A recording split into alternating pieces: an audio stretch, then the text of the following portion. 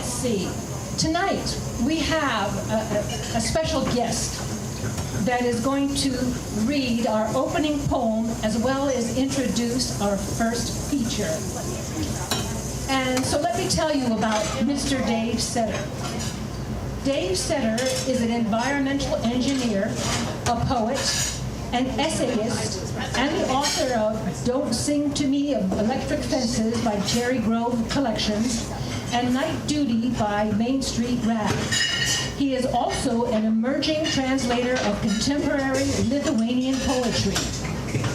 He has been named Sonoma County Poet Laureate for 2024 to 2026. So it is an honor to present him to you and to congratulate him and to celebrate him tonight because you all are going to have cake. So save room for dessert. So you can find more about Dave. He'll tell you more about himself too when he gets up at Dave Setter _Echo Poet.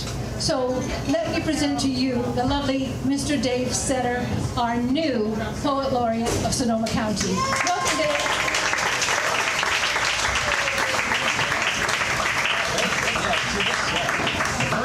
First thing is, this mic's a little wonky, so you gotta know how to tame the mic.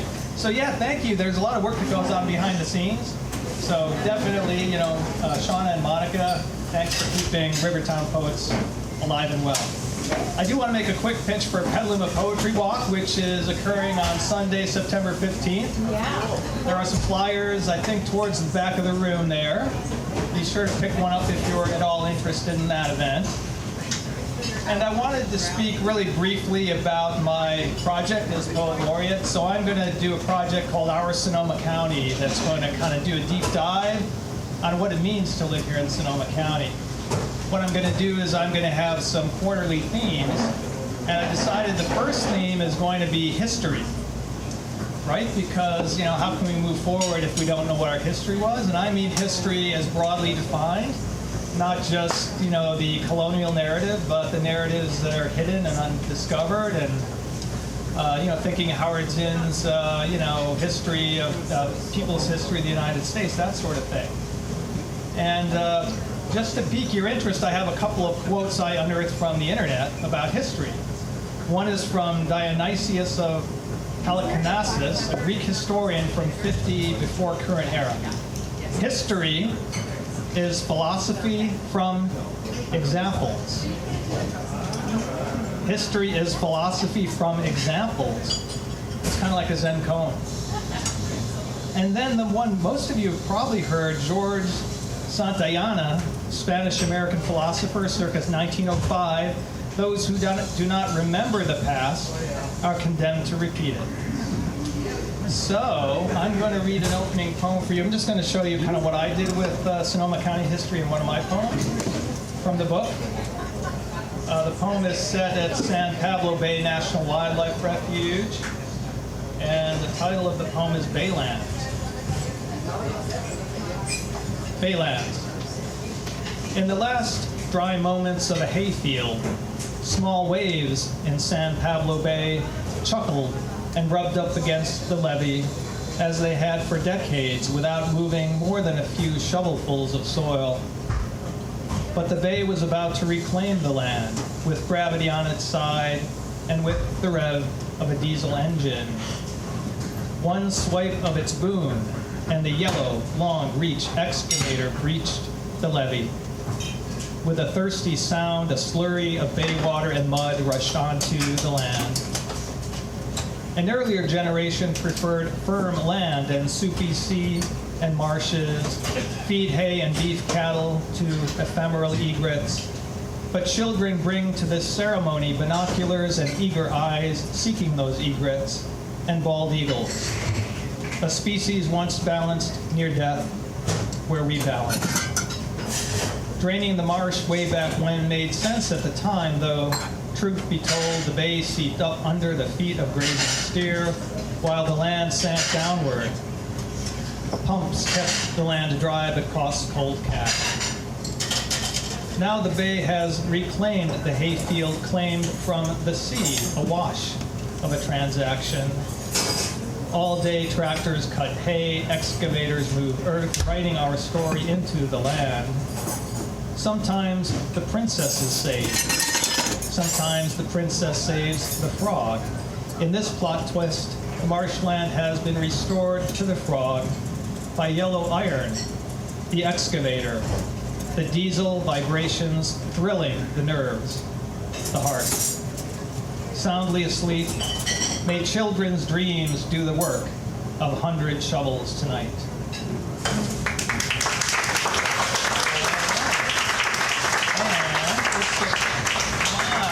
Pleasure to introduce our first feature reader tonight, Fred Carroll. Rising from the middle of Aqus Cafe, Fred Carroll is a retired high school English teacher. He has been writing poetry since he was in high school, which was over 60 years ago. Fred writes about a wide range of subjects, from teaching to random observations to the important people in his life. This is his first feature with Rivertown Poets, so let's give him a warm welcome. Welcome, Fred.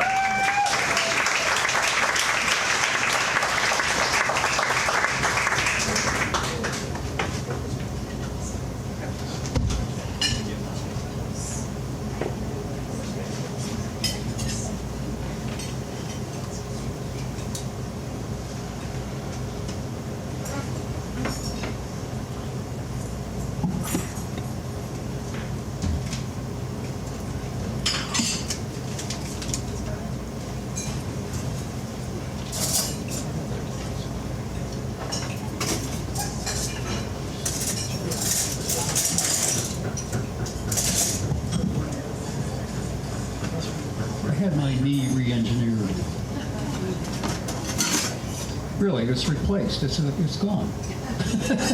There's other stuff in there now, but I didn't get a chance to look at it before it went in. But it takes a little getting used to. So there are 6 things I want to touch on in the next 20 minutes or so. I'm going to begin with, are there any parents here? Probably all are, right? Yeah, I thought so. I'm going to touch on being a teacher, what that meant for me. Any teachers in here? Yay, teachers. Hey, I'm going to talk about baseball. Any baseball fans here? Okay, we're getting the critical mass. Good. There will be a love poem. I am going to do a poem which I want you to take on as an experiment with yourself, called The Voices in Our Heads. So when I read the poem, The Voices in Your Heads, I want you to listen to the voice, what the voice in your head is saying about me, or the poem, or you listening to the poem, or whatever's there. And you don't all have to share, but, you know, it's an experiment. So. And finally, I'm going to talk about having nothing but daughters. If that doesn't make a feminist out of you, I don't know what will. It's just the way it is.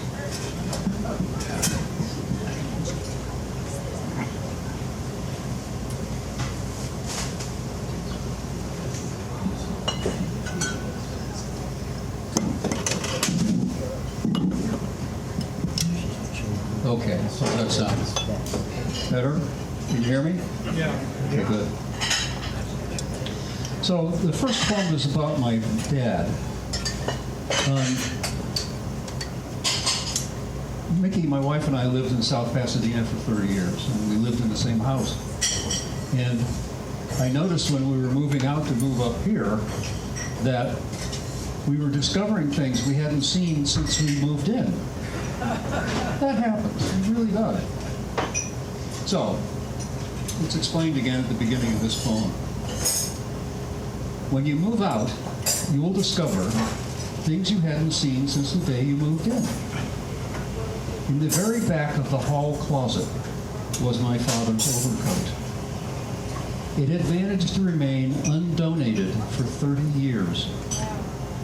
It had been pressed by other relics into its unlit sarcophagus at the end of the hanging rod of that long closet. I brought it into the light. It had been used, but not worn out. I thought I could smell his cigarettes and his fondness for beer. Of course, I tried it on and felt the irony that it was still too big for me. Then I thought I smelled the sea and recalled his service in the Merchant Marines during the war. I put money in the pockets, enough so that a survivor like him of the Great Depression would feel enriched. I drove to the park downtown and gave the coat to a homeless man. It fit him just right. He put his hand in the pockets, smiled at me, thanked me, and as my father's old overcoat receded into the crowd, I thought that for a moment, well, really only for a second, it seemed like he was alive again.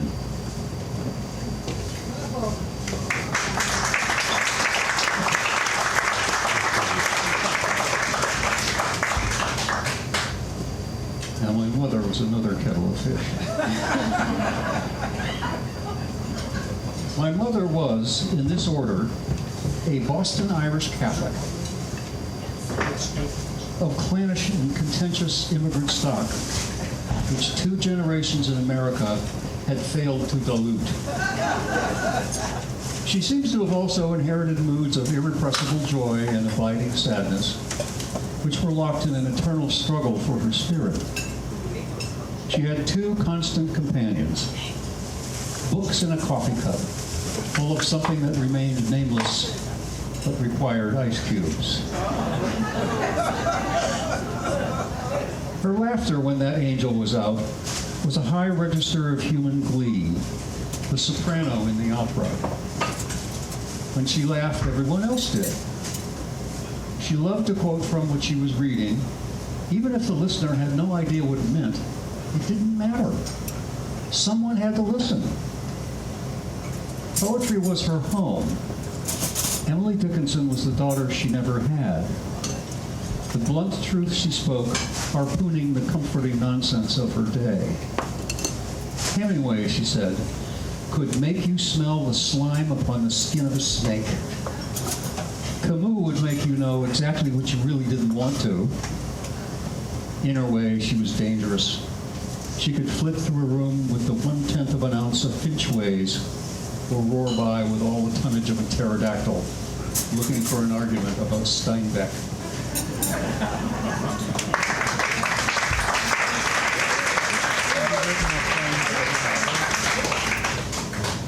Now, this is about teaching. I taught high school. I taught 11th and 12th grade. I had American and British literature. I did advanced composition and advanced placement. So I mostly had good students. I was lucky in that. But there's one thing about teaching that it used all of me up. It kept challenging me to go to places I had never been before because I had to be that for them. So it never let me alone in a way, and I really cherished the experience. But just observing children was a privilege. And that's what this first poem is about. They come to you from the madhouse that the world is. Bright, pink, shiny, and older than they need to be. Burning in their owlish eyes are the unanswerable questions. The unanswerable questions. Why? Why? And what the hell is really going on here? Go ahead, explain it to me. And I would risk everything, sacrifice everything, give up my life to never, never, never leave them completely satisfied.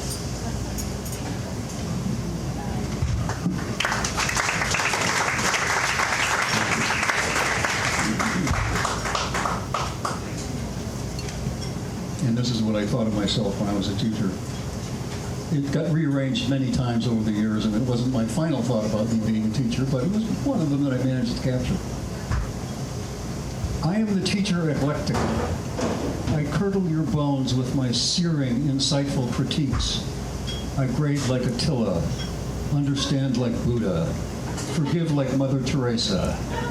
Sneak some new life into your heart. Smuggle enlightenment across the wall of your certain smug knowing. Nail you to the cross of your own arrogance, so that you may see beyond it. And I will tell you that I do this because I love you, but I am more in love with who you will become.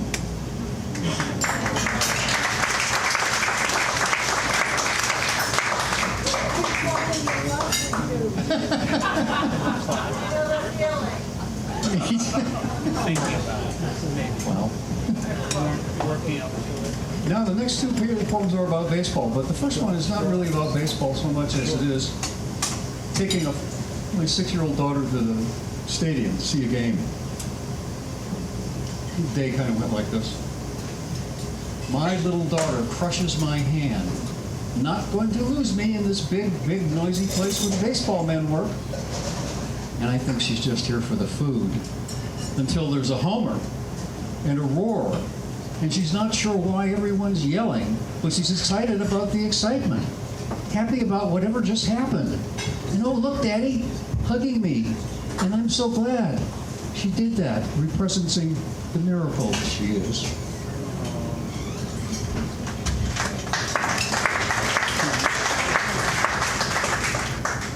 Now in baseball, I think the most important player is the pitcher. Everything sort of comes out of the pitches that he gives to the opposing team. So watching him, you can see how the game will play out. And if you watch the players waiting for the pitcher to do whatever he's going to do, they're getting ready for whatever happens. And it feels like this sometimes. You watch the man looking down the pipe, that's the distance between the pitcher and the batter. You watch the man looking down the pipe, watching signs, watching him, watching from knowing who is where. He looks away and down comes Set, summoning up the dervish.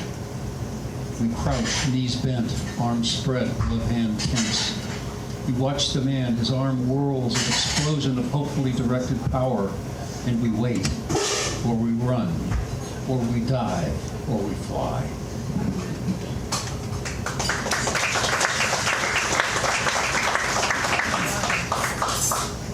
All right, here's that love poem you're waiting for.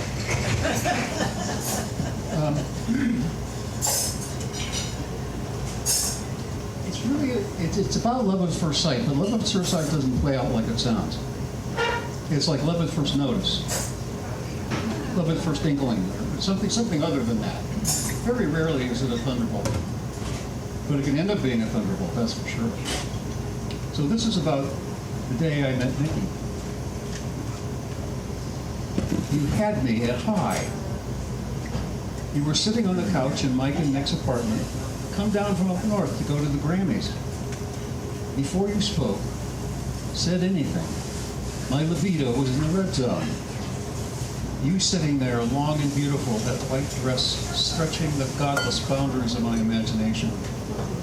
Magnificent dark hair, the parentheses for a noble, gleaming, winsomely seductive Irish face, regarding me with what I somewhat egotistically surmised was a micron of passing interest.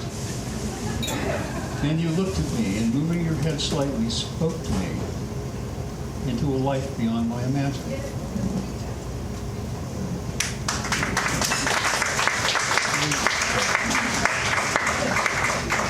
All right, here comes the experiment.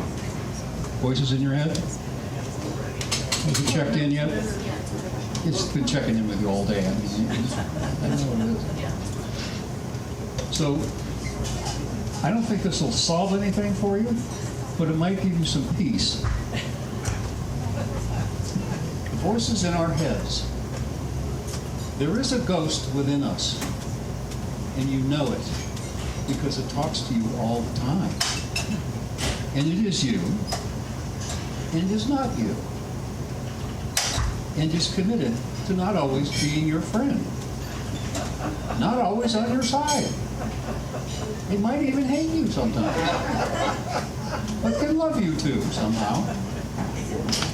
And it is part of you forever. Maybe, just maybe, it's part of everything. I notice this whenever my 20-pound terrier goes prowling after a Great Dane. Or when I see a jaybird chasing a calf. Or when I find myself still thinking about skydiving at 79.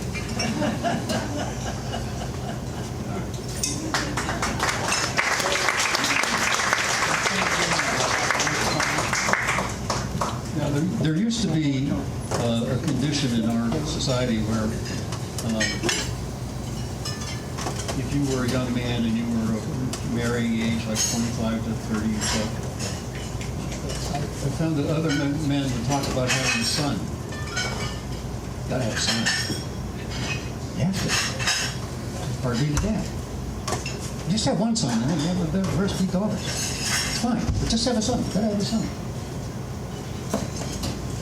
Now, in this climate, this poem was born back in 1983 at the birth of my third daughter. I tell other men I have daughters. Some hoot and laugh in kindly ways, sway their heads in manly sorrow. The hollow gleam of men who fear no male heir, wearing, dull, and molten.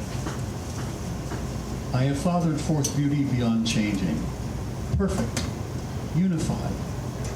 Daughters all engaged in soaring thoughts and prattle, elbows into excellence still bound in fashion's ruffles, gliders ever ghost-like, eternal, ethereal, elfin, hovering across ancient castle greens, placing, but sure, and positively procreative, and firmly managerial, with certain resolute step, like Ulysses on the shores of Ithaca and Armstrong on the moon.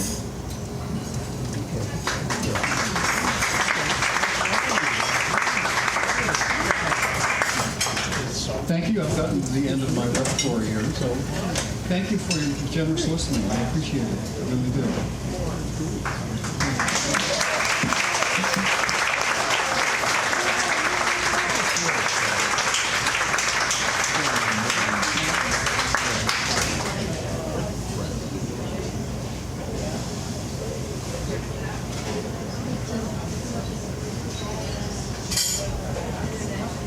Teachers rule, Fred. Nice work. Thanks, Fred. Teachers use rule.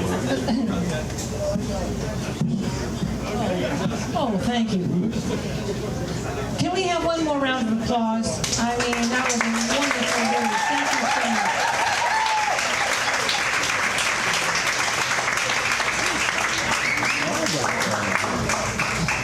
Thank you, Mr. Fred Carroll.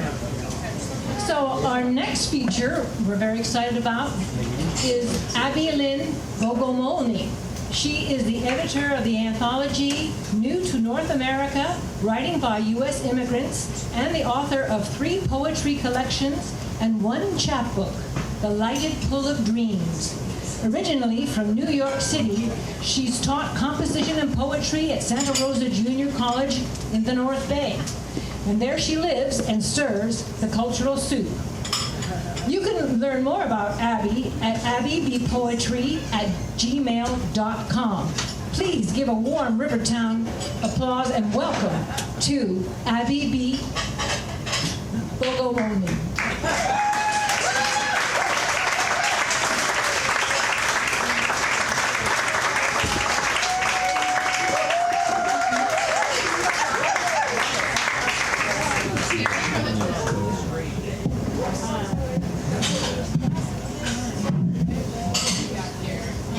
Wow, what a room. I know.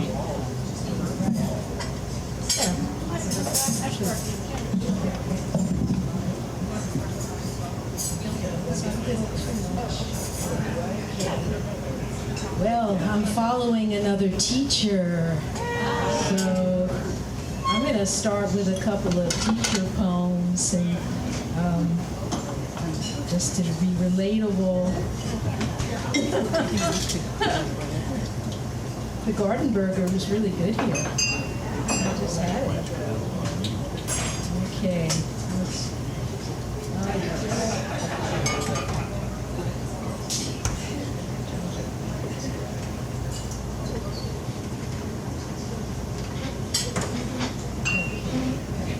Okay, so I made my living teaching college composition and creative writing and intro to poetry and critical thinking and all that good stuff in community colleges.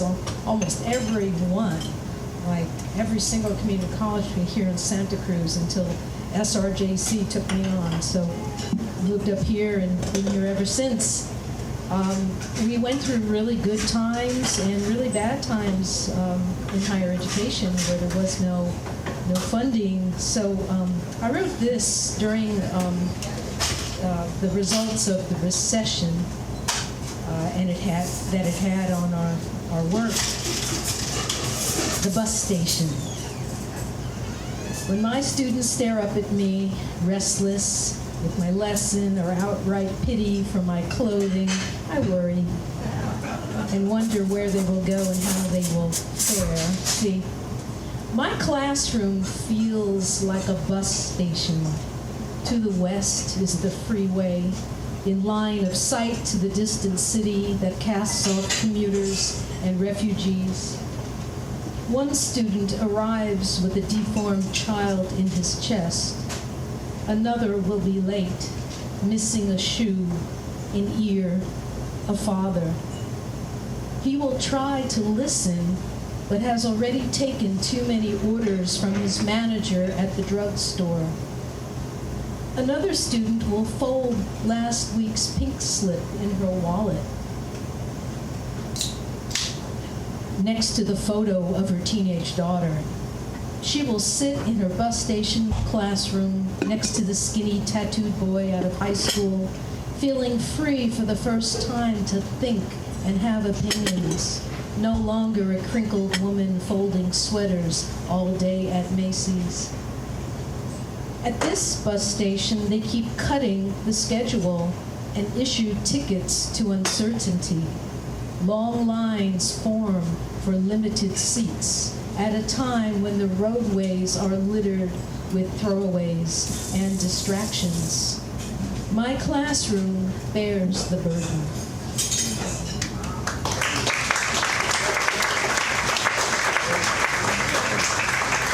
So those were the hard times, and then there's really fun times, like this, in the classroom.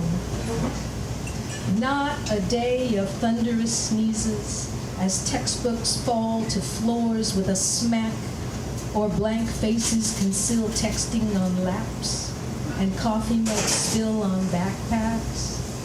Maybe Oscar will trip and Jessica will look away, but it doesn't mean anything.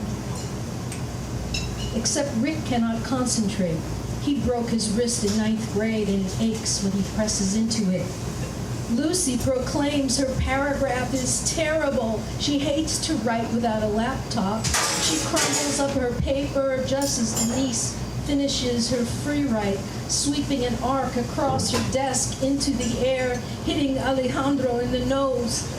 She's so embarrassed, but not quite as upset as James, who just remembered we had homework due.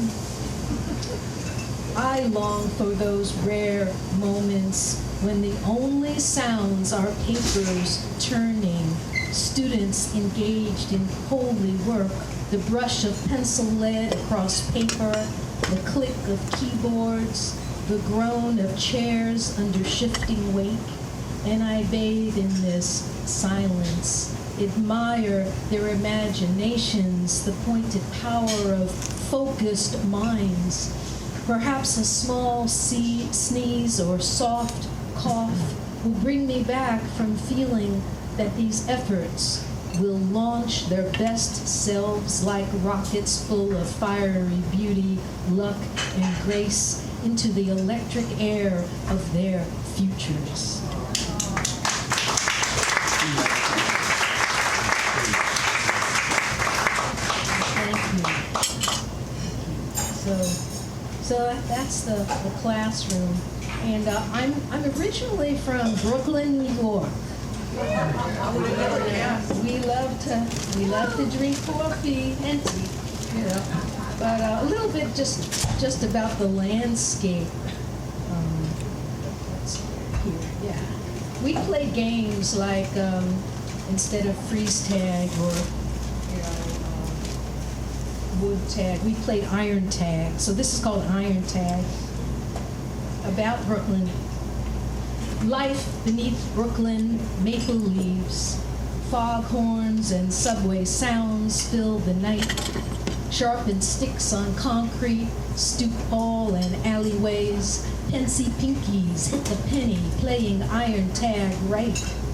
Doo-wop and shoop-shoop on corners and the stoop of a second floor walk-up, small but bright. The view, a brick courtyard, crisscross of clotheslines, socks and nightgowns sway, echoed voices rise.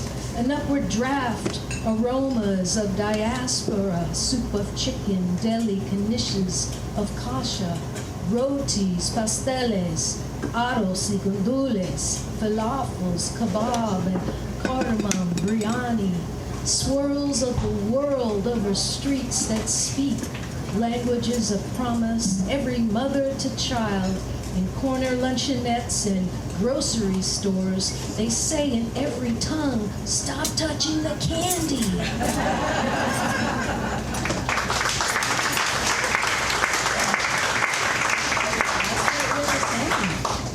That's what they were saying, you know, in Tamil, in Chinese,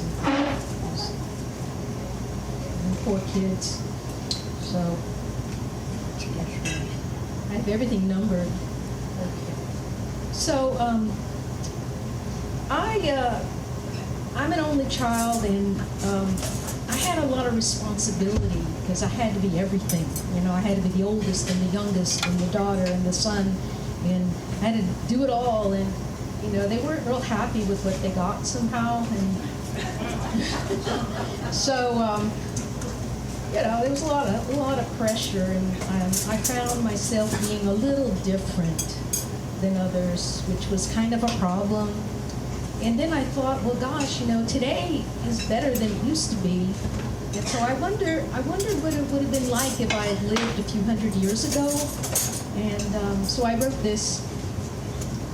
It takes place in 1775. It's called July Joy, 1775. Everyone loves my husband, but I married him for his sister. We tend the garden together, as our strength and youth are equals. Most long and dusty mornings we move in harmony through the rows, lilt and limb, step and lift, her long wavy hair tied until the need draws us to the creek, whereupon we splash, laugh, and float as her hair, a freshwater fan, envelops me in its lively joy.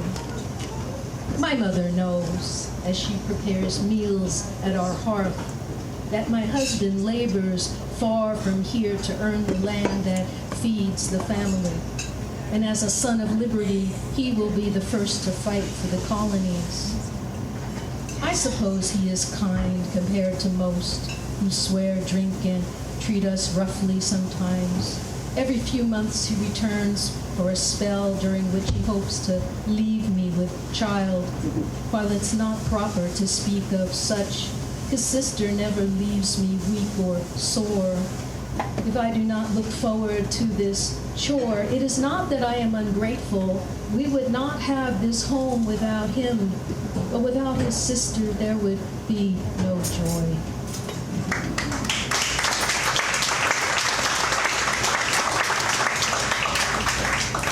So I'm grateful that I live in this time, but it doesn't mean it's easy because, you know, you hear people saying all kinds of things about others of every stripe, whether it's who they are or how they behave. So I wrote this, it's kind of funny. See what you think. It's called The Lightless Hour. The Lightless Hour.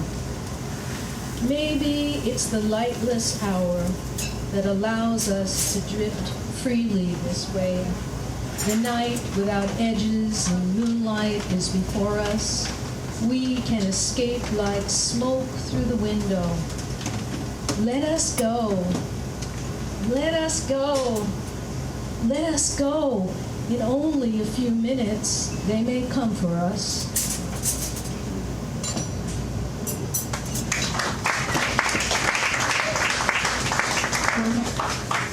No, I'm not paranoid at all. But it's hard to navigate. It's hard to navigate life, and that's where the Lightness Hour comes from. So I had to leave the New York metropolitan area and find my family of choice, and I did. Here's an example of a community that really reparented me in a great way. Not that my parents weren't wonderful; they are wonderful. It's different. Saved. So I'm indebted to this young woman who's now in her 80s. You're still cute as sweet as potato pie, gray bangs falling over brown brows, eyes alive and bright. Years ago, you plucked me off the molten streets of Manhattan and offered me shelter in a red farmhouse on a Florida hill. Orange grove on one side, pecan grove on the other. Behind it, a gentle slope through a field dotted with grazing horses to the fresh water of Lake Echo. You were 35 that first day I landed. I saw flip-flops flapping at the end of your strong brown legs, 2 long brown braids that framed your grin. You became my unofficial, official manager, protector, and model stargazing poet, writing a dissertation about the astrological influences bubbling through Thoreau's Walden. Your work written from the second floor upstairs view of the fields, orchards, and sky full of poetry introduced me to doodlebugs in the grass, redbugs in the Spanish moss, flying palmetto bugs you catch in paper bags. Your mom, a high school teacher in Baton Rouge, drew me down to the lake we shared with cows, pulled me slow with your car down the road on roller skates. You sure rung a lot of vowels out of each word. Let me bring my no-good girlfriend down on Amtrak who traveled with a paper bag of underwear and a vodka bottle. Took me to Palatka for food stamps, told me to stay out of the kitchen and off the phone in lightning storms. Found me gigs as the acoustic singer-songwriter to draw gaggles of gals to the bar. Mabel's Blue Water Bay, Gainesville's Bilbo and Gandalf's, Monks Inn, Jacksonville's Little Dude, and St. Augustine's Pagoda. You let me decorate the ground floor bathroom with palm fronds stapled to the walls. In the orange blossom springtime, I learned what it was like to live inside of a perfume bottle. Your theater named the Frothing Slosh, and your land down the road. Every day was one of plenty. Each week you held court in the living room with a jug of wine and a ring of women, one of which your current flame as your steady girlfriend slept upstairs. I was 21 and planned to stay 2 weeks. Stayed 10 years.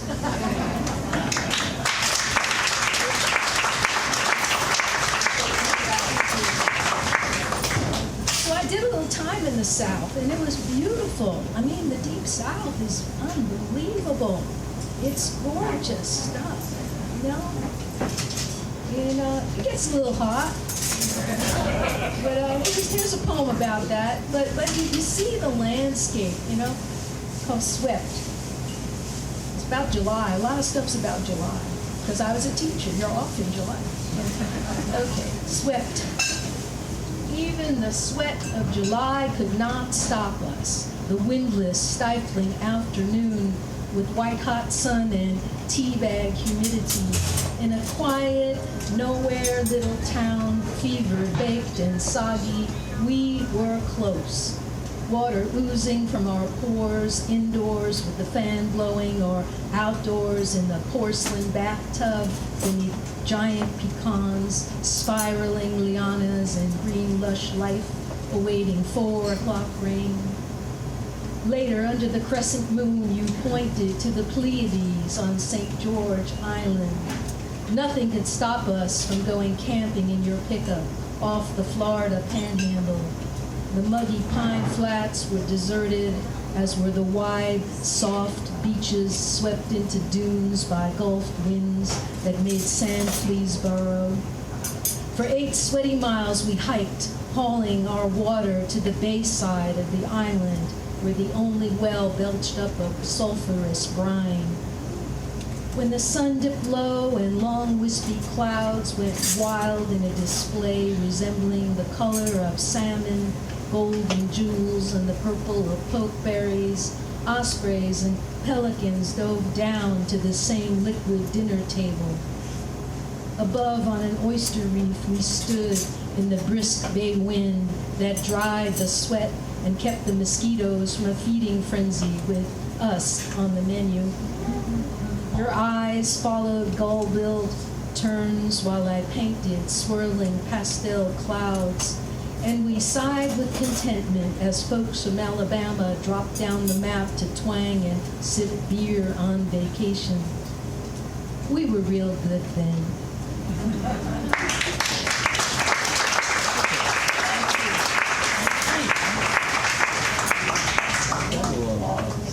Numbers. That was number 5.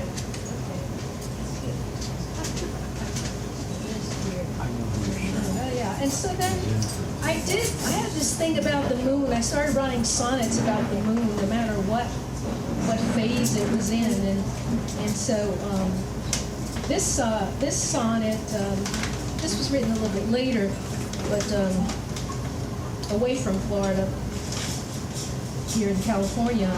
And this is about a new moon, and I had a pandemic moon too. There's a pandemic. I did a whole series of sonnets, and, but I'll do this one. Young moon. She rose in east of evening, ghost-like and pale, across from a mandarin sunset of fire. Her thin curves concerned me, kept me mired on her safety, moving lonely and frail. In a universe of danger and asteroids, I willed the use of my thick black wings for her blanket and warmth, the faded thing, though the sky's dim light left me compromised. I stationed myself above the cooling earth as her rise flew far above my perch. Unheard and unseen by bear, bat, or lark, her wedge of light daggered the dark. How mistaken I was to think her less. See how she beams bright and strong in her crest.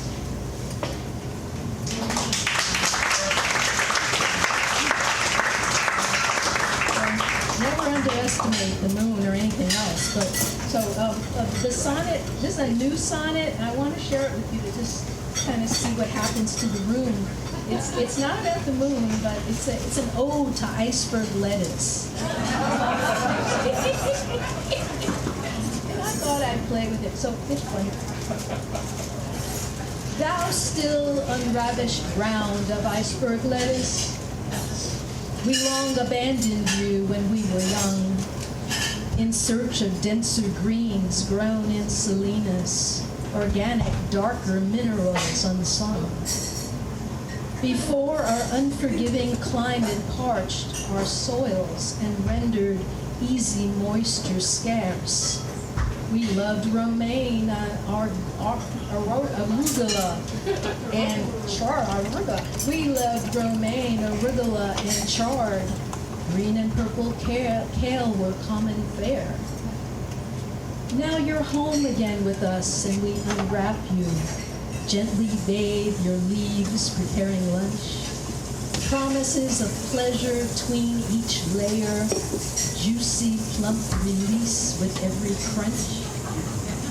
On a bed of sandwiched joy we soon shall be, a languid, melting gush. Don't let it kill thee.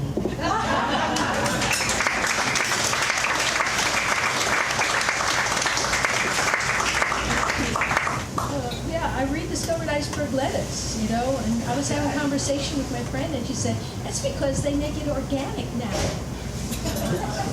Maybe that's why. It could be. So, okay, yeah, so okay, that is a page.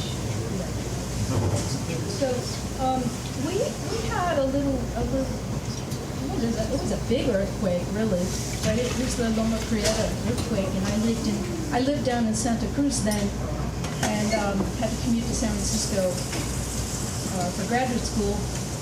And so I wrote this like 3 days before that event, and it's not exactly recognizable, but to me it is, right? It's called The Blue-Green Jewel, Her Body. The blue-green jewel, her body. The blue-green jewel, her body. There's a river of light on the highway, they want to go home. They don't eat their dinner with family, they stay all alone. To someone, somewhere, another person in a compact car hears the low cry, wound to their middle bleeding. Thousands of parking lots, thousands of cars choke on themselves, roads twist snake-like, a skin of tar stretched too tightly crumbles. Even their houses are on wheels, piled backseat high. Food, paper, shoes, everyone burns that slime from deep, searing holes. The blue-green jewel, her body. To anyone, anywhere, do you feel the central cry? Do we continue to trade the green sweetness, highways swabbed over the wounds to her middle bleeding? There's a river of light on the highway, they want to go home. They don't eat their dinner with family, they eat alone.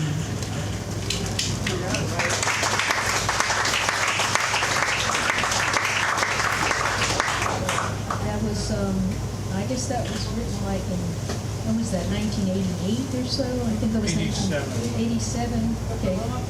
Yeah. 89. So it was written like that year, early 89. Okay. How quickly we forget the years. It's like that. So yeah. So over time, my mother and I reconciled, and my father, we all reconciled later on, and then they passed away, and I still, I hear their voices in my head a lot, thank goodness. It's a good thing, but here's a little sample of something my mother keeps telling me. It's funny. It's called At Your Age, Darling.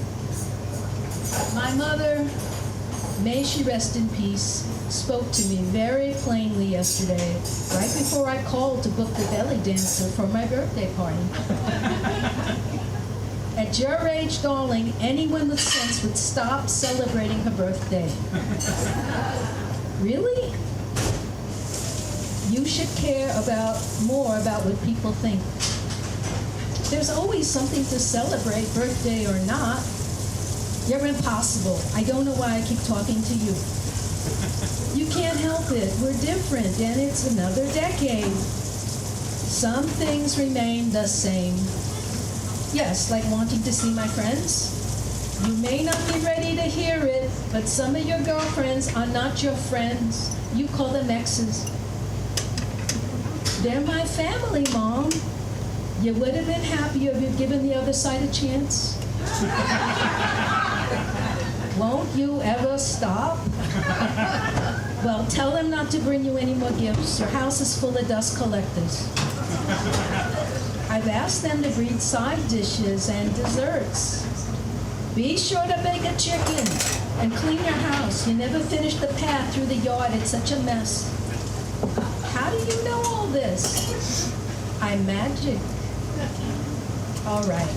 I'll weed the backyard and even put a few slate tiles on the path. Good. So I'm not invited? You're always invited, Mom, but just don't scare anybody.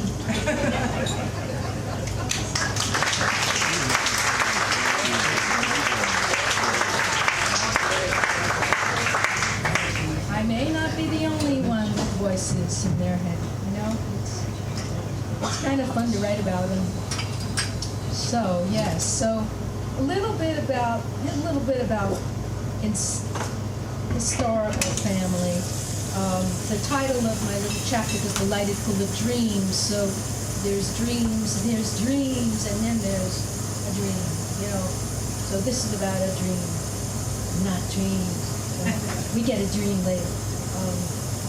This is, and my last name is a little challenging. It's pronounced Bogomolny, but it brings out everybody's inner dyslexia, and including my own.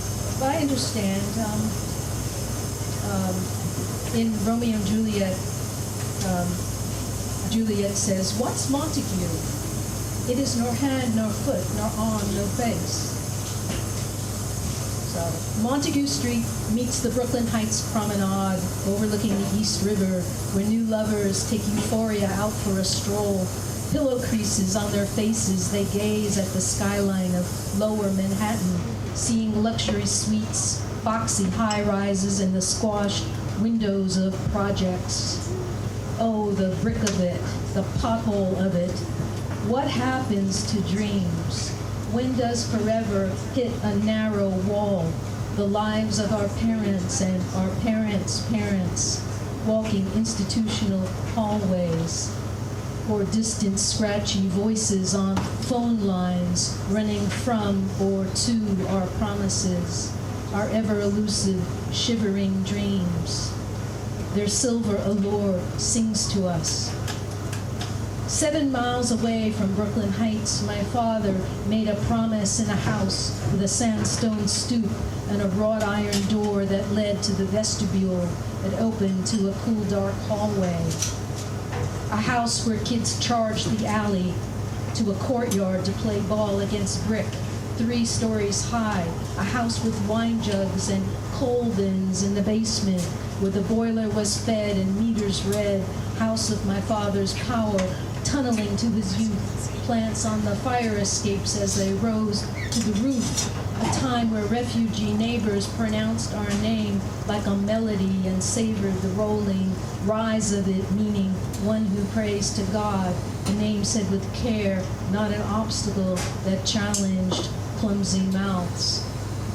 The house, a dream of my grandparents. One my grandmother chose, not by the fire station or under the L, but away from sirens and rattling, after years of selling children's clothes from a pushcart, after years of sweating in their laundry. A 3-story attached walk-up of sand-colored brick. A house where for a time my grandparents, my father, his 2 sisters, the married sister's husband, and their new baby lived in one apartment until my aunt and uncle moved downstairs, welcomed another child and a dog named Trudy. A house from which I stared out a north-facing window to the courtyard as a little girl, years later without brothers and sisters and grandparents gone. I heard the conversations embedded in the wallpaper. Russia had left sharp stones in my grandparents' shoes, hidden compartments in the closet, walls and desks with false bottoms. My aunt said that my father once brought home his high school trophy for winning the 100-meter dash, but my grandmother stared at him. Instead of a smile and congratulations, she slapped him across the face. Any dope can win a race, she said. I want you to study and become somebody. Oh, the narrow wall of it, the freezing rain, the pothole of it, granite and schist cracks concrete and asphalt. Salt sprinkled on roads melts ice and snow, but eats the steel and chrome.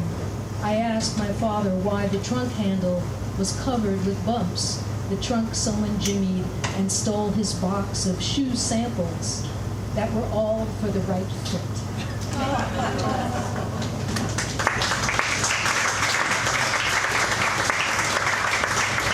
So that's part one of a much longer poem. So that was long enough. So yeah, I feel that California's been very, very good to me. And I'll read a California poem. It's the other dream poem. The lighted pool of dreams. Inky black of moonlit sea, our walk at midnight by the lighthouse, bundled warm from the cold after a dim day of rain and housebound January. Other nights I fly over the hill where mist lingers in silver patches, breathe the airborne fog. On the return, a fringe of redwood fingers brushes my gleaming belly. Outstretched wings glide me. I am pulled by the sureness of gravity and my love of returning to you. With the turning earth, so do we. Half in waking, the other half sleep. We fall inside, unwind, and retreat. As green things twist an inch by inch daily toward the sun, we drift closer to the lighted pull of dreams. Invisible to eyes outside, we fall, fill ourselves, and fly, flapping and feeding. We flock like seagulls to the lighted pool of dreams.